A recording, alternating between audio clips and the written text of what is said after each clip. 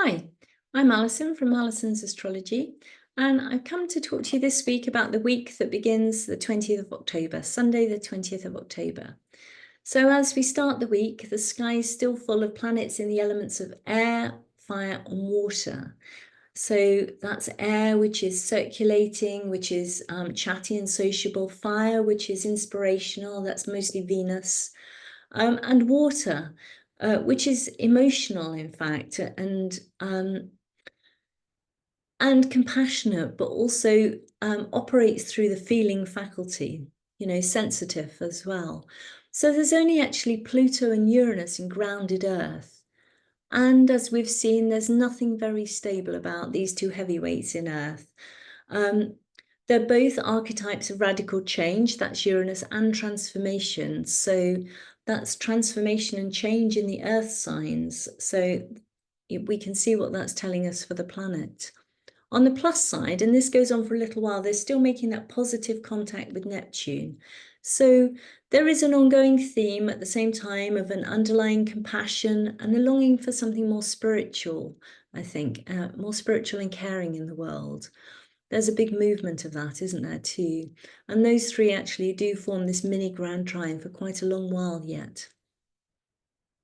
So the full moon's passed, and I don't know about you, but it was quite challenging for me. There was a kind of mini crisis, I guess, a sort of pivotal moment where, you sort of change direction and you move to something else. So a conclusion, as it were. But that challenging T-square of the Sun, Mars, and Pluto, even though the moon's now left, it across those cardinal signs of Cancer, Libra, and Capricorn, it's still very active. And because it's a T-square like that, the empty Aries cardinal sign is implicated as well. So cardinal signs create action.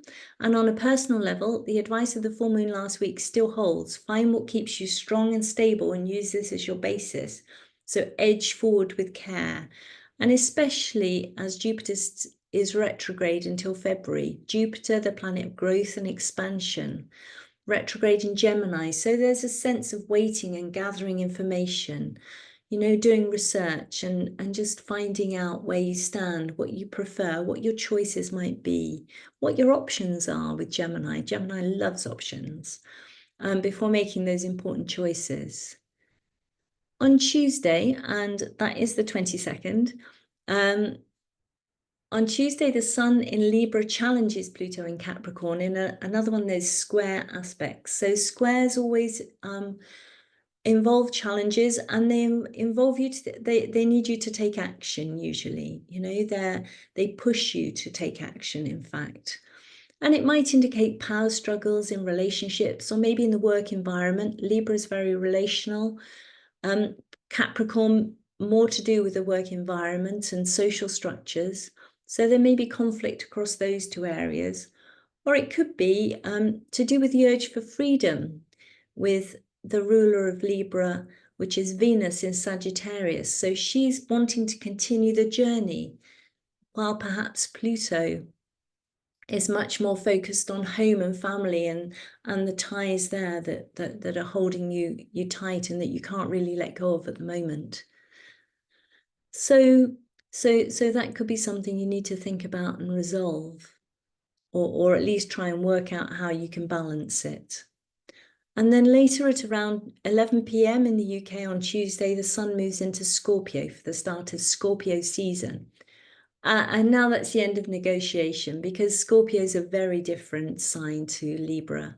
This is a fixed water sign. It's yin, so it's receptive instead of yang. So it's like Libra, which is pushing out and trying to make an impact on the world. Scorpio is about taking things into itself and processing them. And it can be emotional, secretive. It's also loyal, thorough, profound, but unmovable. And it's no stranger to transformation. I mean, it has Pluto as one of its rulers.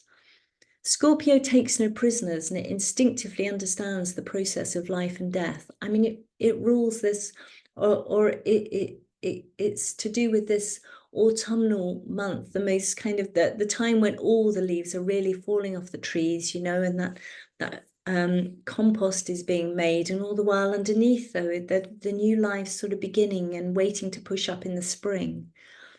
So there's this whole process of life and death with Scorpio.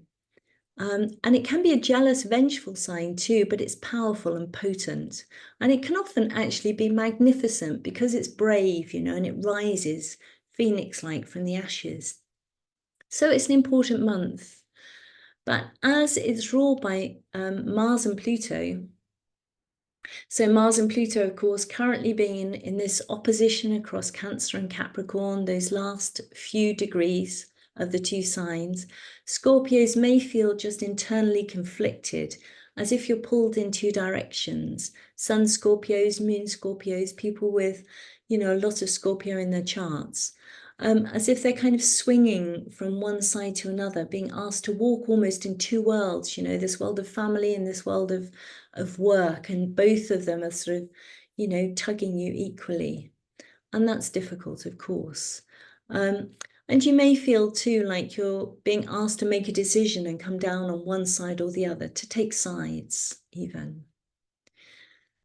So it's no accident, of course, just to conclude that little piece on Scorpio, that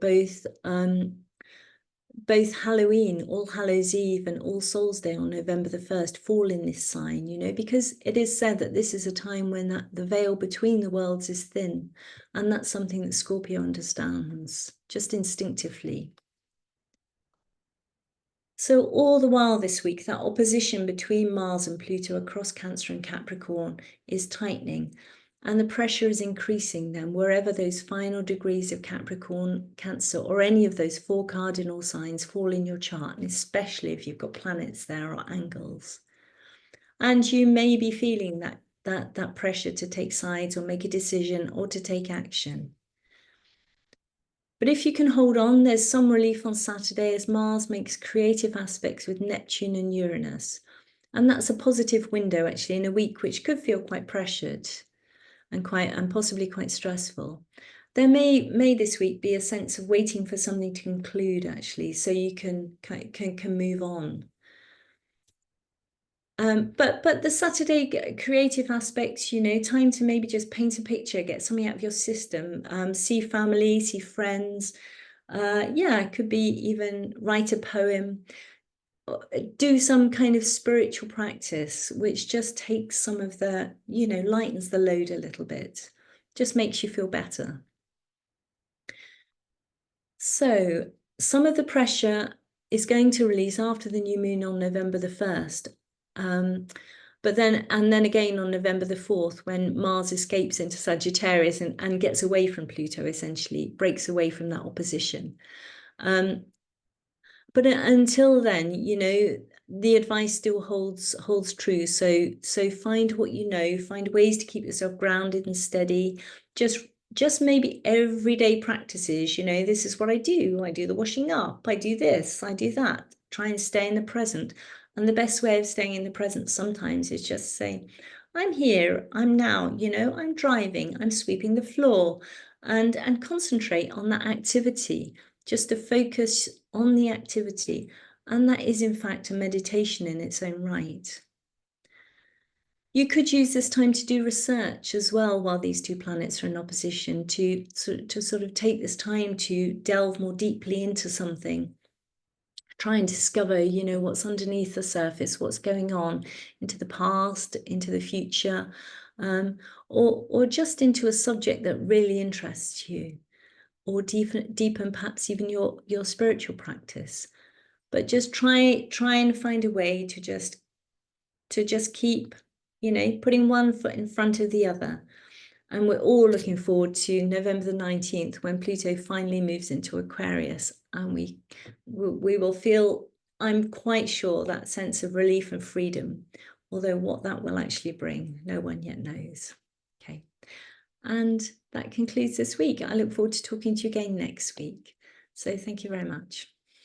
Okay, bye.